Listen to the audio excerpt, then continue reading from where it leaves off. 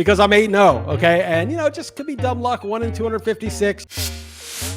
Each week on this video, we'll give you Chris Liss's 3 best bets against the spread.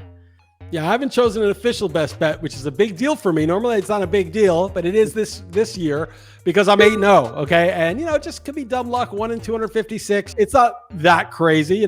People win the lottery, whatever, but let's see if we can make it 512. Or we're going to try to get to 1 in 260,000 to go all 18 weeks. Right now, it's 1 in 256. I don't want to put any sort of jinx or reverse jinx, so I'll say it out loud. But, there are some people that are following your best bets blindly at this point, just riding on the hot streak. What do you say to them? I say do so at your peril. It's like, yeah, just repeat your same process every week. I'm like, oh, that'd be easy if I had a spreadsheet and it told me which thing to pick. I'm literally just looking at the slate, taking another day, looking at the slate, taking another day, looking at the slate, and then looking and being like, nah, this team's going to kill the other team. You like the Dolphins at home, -6.5 versus the Texans. Just give 1 or 2 bullet points why you think that is a strong bet for this week. Well, I love taking, and this is the Eagles-Lions all over again, right? It's taking a bad team that's not that bad. It's just a team that's had some hard luck that's a little below average against a true league doormat. And what happens when you have, say, like the Rams play who do they play? The Lions, and the Lions played them close, or you have like a good team play a doormat. The good team sometimes just overlooks them. The good team's doing well. They might have won a big game the prior week. The Bengals, they're a good team. They beat the Ravens, and then they got the Jets, and they kind of fell apart, although the Jets really did play well. But when you have a bad team that's not that bad, and they play a doormat, they don't take it lightly. They don't have a look ahead. They don't have a letdown. They need this win. They're desperate. The Dolphins are 1-7. They have to beat them. Tua Tagovailoa wants to establish that he's a legit quarterback in this league.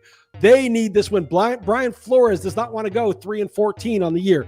They need to win the winnable game. So it's a home game. I'm a little nervous that Tyrod Taylor might play, but even so, 6.5 is not a big line. I think the Dolphins probably kill them. So the Dolphins are probably my best bet, but I'll finalize it when I do staff picks later today. Second best bet for this video is the Saints without Jameis Winston, -6. They're home against the Falcons, who are a little bit of an unpredictable team. So who do you like in this one? Break it down.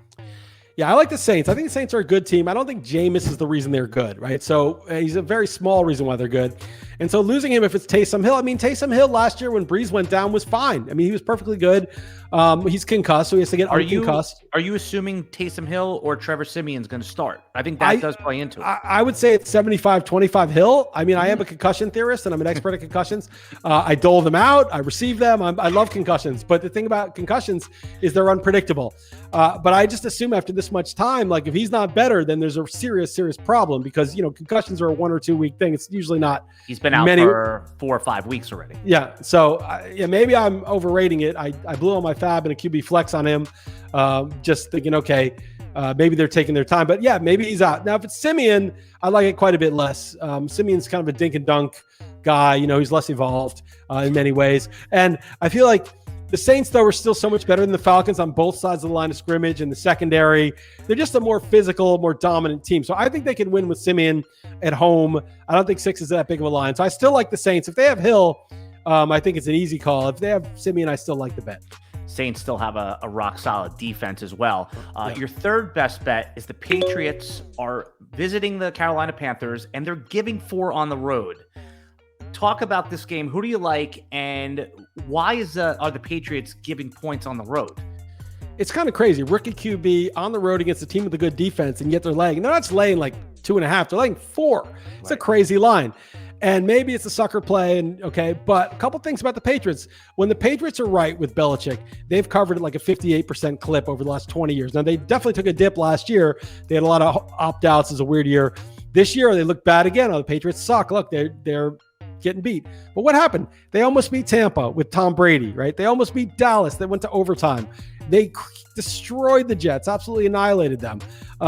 This team is starting to get that feel of 2001, right? When Brady came in, and it's like, yeah, they're not really good, but then they just kept winning and they ended up winning the Super Bowl. I don't know if they're going to win the Super Bowl, but I think this team is going to start getting better. You know, the best coaches, the best people at whatever they do, they're not always the best at their initial assessment, their initial try, but they adjust well. They keep iterating better and better. And whoever can get better at the quickest pace, you know, Elon Musk, I don't know if he's a fraud or not. I have no idea, although I did buy some Tesla stock and it doubled, but I know nothing. All I know is what he said. One thing he said, it's just about who innovates at the quickest rate. Right. And I kind of feel like Belichick innovates at the quickest rate. He gets his team better at the quickest rate.